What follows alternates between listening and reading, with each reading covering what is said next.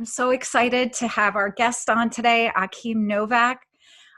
He's someone that I've just met through, my regular network, and I just really think his work is fantastic. And he's also a wonderful, lovely person, and I'm excited to hear about his ideas and thoughts about looking forward. And I just wanted to give you the opportunity, Achim, to just tell everybody what you do and what you're working on. Hello, Cristina. Hello, everybody. I love a lovely person. That's really nice. Thank you. I'm I'm a I'm an executive coach for big global enterprises. I help CEOs and C-suite executives to, show up with, I like to say, more relaxed authority with who we really are, and to amplify your impact in the world. And I believe that the biggest impact is connection with others. And when we really connect with others, people want to work with us. They want to perform for us. There is a tangible financial benefit, but most importantly, there is just we're working from a much deeper source and purpose. So that's what I do in the world. I do this one-on-one. I also host corporate masterminds where we put people from different companies together, and that's really cool. And I love the mastermind format. And I can say a lot more, but we'll get into stuff later. And I've written 3 books in this space, Oh, in the just personal, that, just all in this the stuff, but personal presence and space. just 3 books, just 3 little old books. I love how you just threw that at the end. 3 books, that's amazing, and definitely we'll at the end make sure that that you mention those books, and we'll give everyone the links. But I want to just tie right now because there's some keywords that you just mentioned in your intro that are a perfect segue into the first question that I want to ask you. Connection, calm, impact, purpose.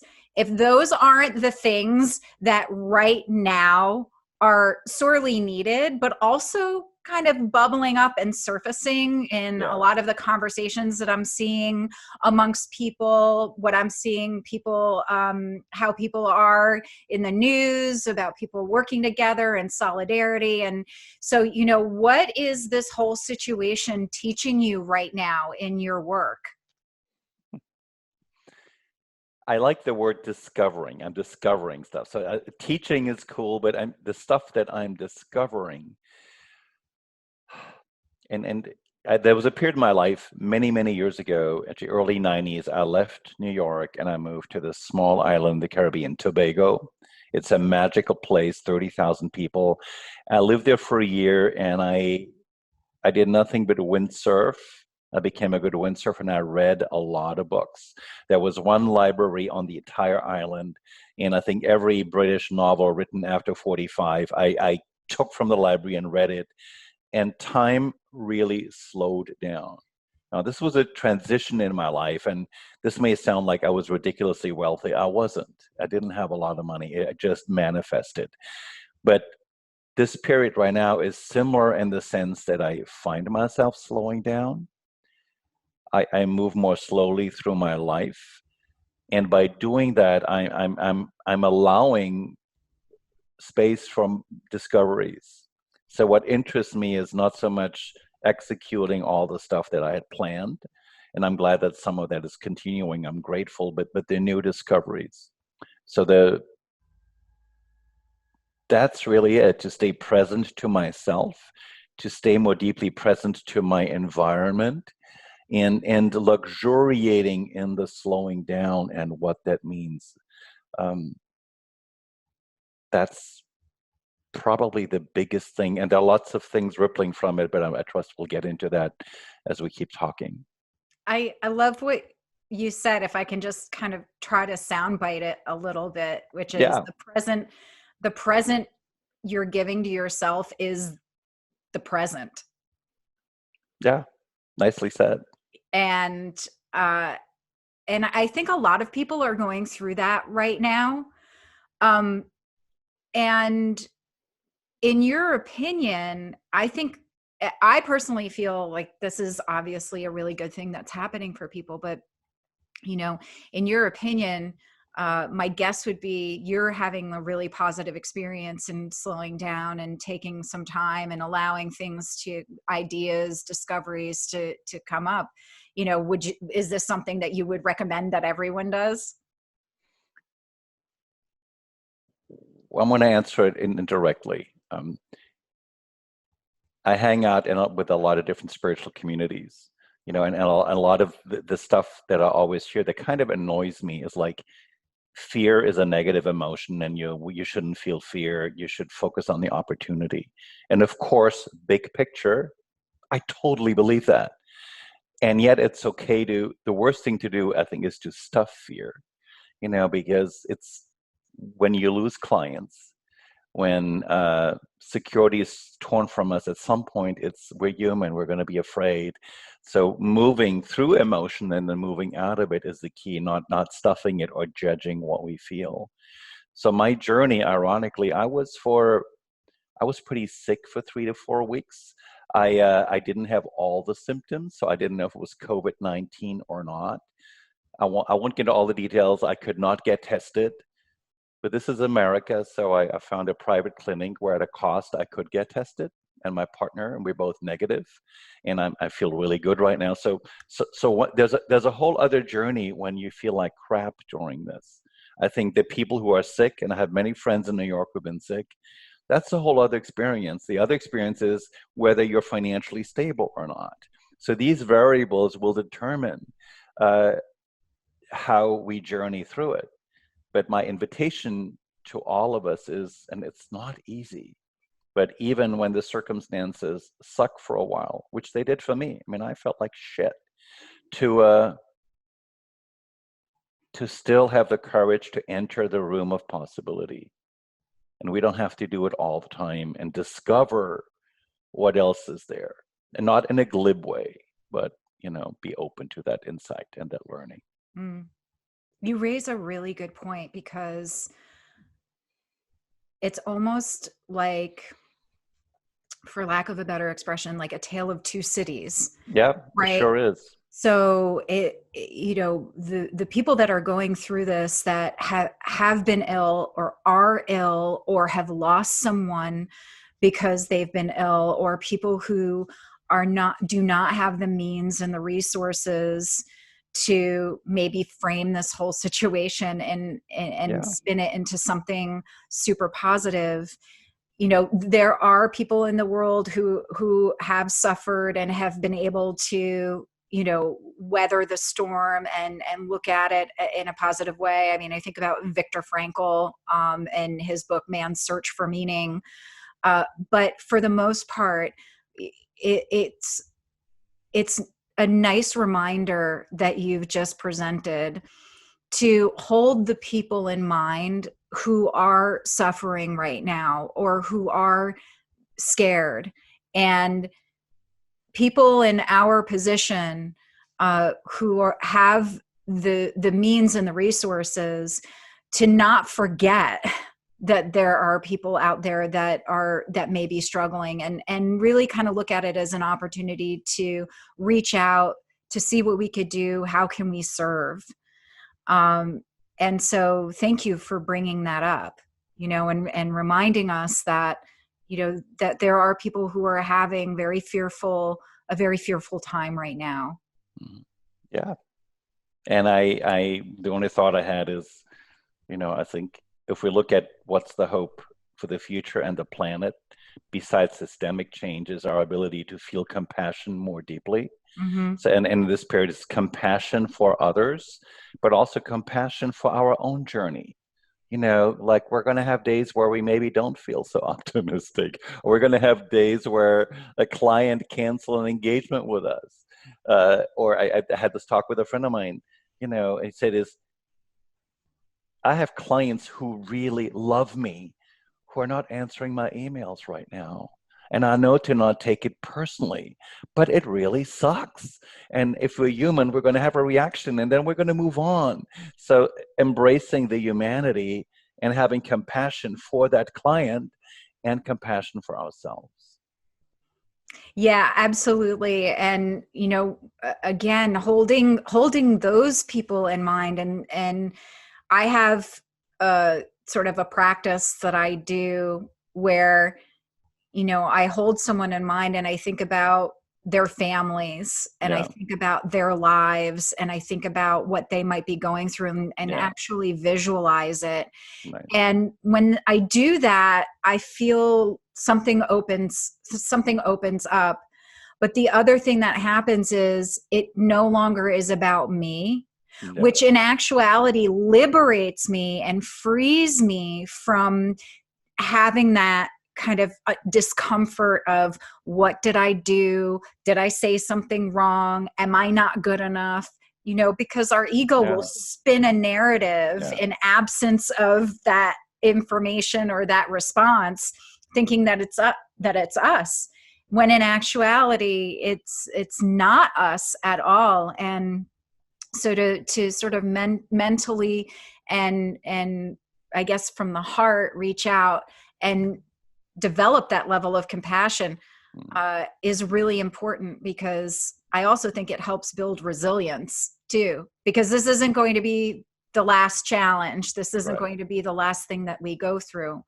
And so, compassion is absolutely huge. Thank you for bringing that up. Yeah. And so, given all of these things that you've been encountering and all of these thoughts and ideas and things that you've been observing, what do you think will change or will need to change? Is there anything that you feel is like, really, you feel really strongly about, like, this has to happen in order for things to be better? Any thoughts? Well, I'm going to just focus the answer on my own life rather than going global with the answer. Of course, But absolutely. what's emerging for me, and this is the cool stuff. Um, I have the normal flow of clients. I have ongoing engagements, which is great. But I realized, I said to Leandra is the woman who runs my business. I said, let's just schedule all of that in the mornings, and in the afternoons, I want to have free time to either read, swim. I have a pool here, so I'm blessed. Or what's been emerging is writing another book. That's been on the horizon anyway, but this is the time to do it. But I'm really trying to pay attention, like, do I really want to do it, or is that this, I should do this? No. And then there's a whole idea for a second book that's been emerging that's more personal. And so I just gave myself permission, you can work on two books at the same time. Why the heck not? Because even that I could judge, do you know what I'm saying? Like, I've written some books, so I trust my writing process. But that's what's been emerging. The other gift that's been emerging, like last year, I started to do these 30-minute virtual master classes, and I use them as a way to bring people to me, and it was also an enrollment mechanism for these retreats I do.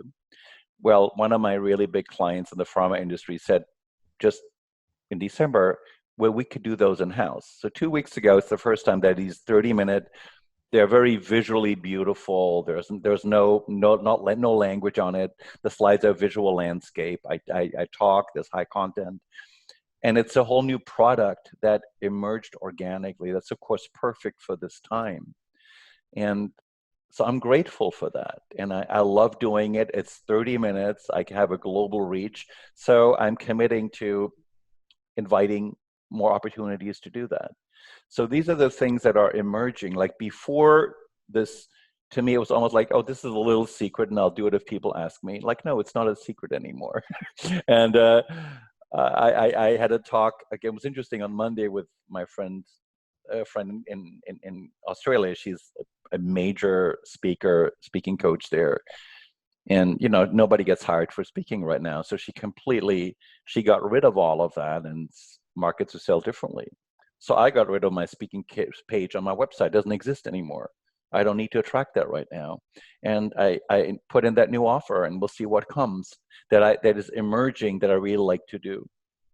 What I have, like you, what I have negative reactions to is this bombardment of out of nowhere of, let me help you manage your crisis. Let me help you make more money online, and this turning lemons into lemonades kind of approach. that may work for other people, but I was just got off the phone with a friend. She said, people who haven't spoken to me for 10 years suddenly saying messages, "Hi, Pamela, how are you? This is my new offering." So that kind of thing. So to be contextually aware of how we operate, and the idea of inviting business rather than pushing business, and understanding that and doing it with grace is another opportunity right now. Amazing. I actually want to pinpoint, zoom in on a couple of things that you just said because they were so important. I don't want anyone to miss the points that you were making. The first thing that I'm getting is you're listening to your inner wisdom, Mm-hmm. right? You're letting the good impulse or the inspiration or the sort of internal message be the driving thing, Mm-hmm. be the driving force of your ideas or what you're going to do next.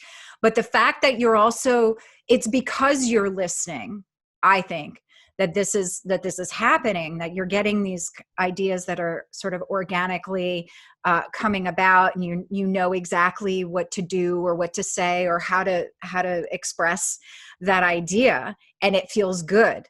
And so there's that piece to it, which I think is really important for people to understand, that, when you get quiet and you get still and you allow your brain and your mind or your heart or your inner wisdom, whatever entity you want to call it, to let it speak and present you these ideas, really amazing things are happening. And I think that what you just said is proof of that.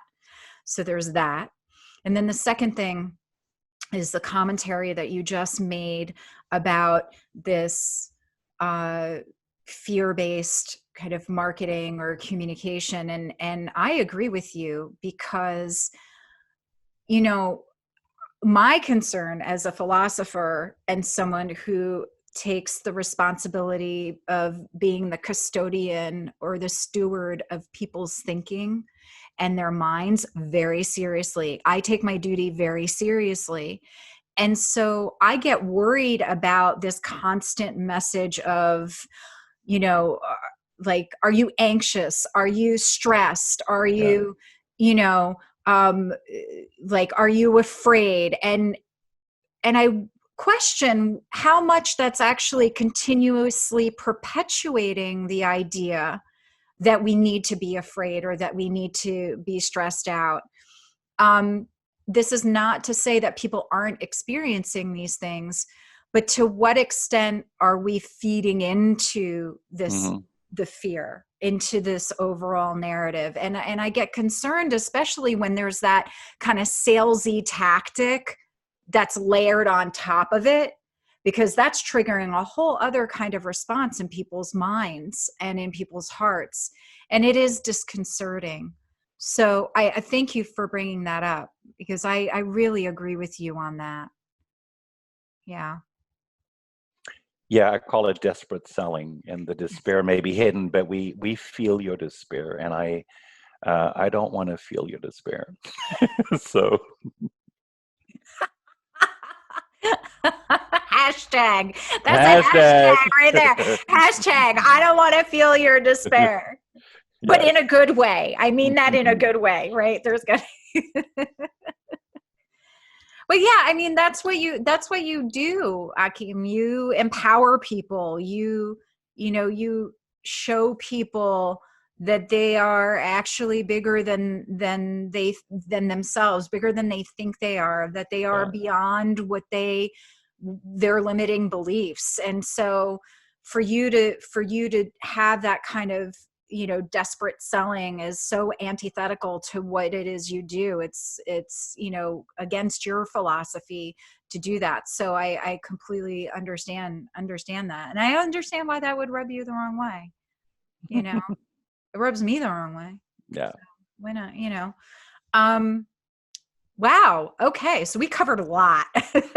We covered a lot. That's great. I made two things come to mind as you're talking. So Go for it. the things that I'm doing right now that feel right to me and that work for me and hopefully for the people I serve. And this is not original. Other people have thought about it, but I just want to state it. This is what I'm doing. I have a tight community that I've served for a while. And so I just decided to create something called Drop-In Fridays. And these are 1 hour mini masterminds. They're not advertised anywhere. This is just for people who know me and who know mastermind structures. And it's a drop-in. I don't charge anything for it. But it's been a beautiful way of having connected, deep conversations with people who I adore and who choose to show up when there's a purpose for them to show up. So I love doing that. I just have my next one tomorrow. And the other thing, I'm not doing any big mass emails, but I'm reaching out to everybody who matters to me, client-wise, privately, behind the scenes. Everybody, even people who I thought, gosh, that they're way too busy, like CEOs of big companies. I can tell that they're happy to hear from me. I hear back within 24 hours. They let me know how they're doing. So this is the stuff that I think is helpful right now. The only other thing that's more a traditional thing is for the last 8 years, I have a Monday morning message called Energy Boost, and I have people who get it. It's free. And I do it religiously. I write this, and it's no selling. It's pure content. And in this period, I'm touched by responses, and based on what I write about, people do then say, gosh, I loved this one, and we're doing this virtual event. I'd love for you to talk about this. Can you do that? So, and it's all organic, and that I really like. I wasn't writing it for somebody to invite me to do anything, but I'm just doing what I normally do. So these little habits are working for me right now. But the deeper thing is, for all of us too, then have faith that universe will take care of the rest, right? and operate from a place of faith and knowing that these things I'm doing are enough. I don't have to do gazillion other things. That's beautiful. That's wonderful. I think that's such a great message. And I don't even think we need to talk any further. I'd love to just end on that note because it's fabulous. But before we close, I wanted to make sure that people knew about the books that you have. So what are your books, and where can people find them? Yes, the space where I support people is around deeper presence and connection. So I wrote a book called Power Speaking: The Art of the Exceptional Public Speaker. I mean, you can find them on Amazon, and they're in some bookstores. I wrote a book called The Moment, which is about more richly showing up in the moment and what that looks like. And it's sort of a non-religious, non-spiritual approach to mindfulness. I used to be a professional acting coach in New York, so it goes into some of that background as well. And I wrote a book called Infectious, which is about infectious connections. And you can find me on LinkedIn, but my website and my brand is Brilliant Best, one word, and it's not a .com, it's a .expert. So you can find out about me, and also you can sign up to get my Monday morning mailer there. I don't do any selling there. I will not harass you with offers. It's just not what I do. But if that resonates with you, just go to brilliantbest.expert. And there are lots of little videos. I do weekly videos, all this. So you'll find all those things there. So amazing. I love it. Thank you so much. I am so pleased that you were here, and I just love all of your ideas and opinions. And I think you're doing just the greatest work. And you're doing work that we really need right now. And for everyone that's listening or watching, I'm going to include the links to all of Achim's stuff, and also how you can connect with him. And thank you all for listening and being a part of the Looking Forward project. Be well. Thank you, Cristina. Bye. Bye.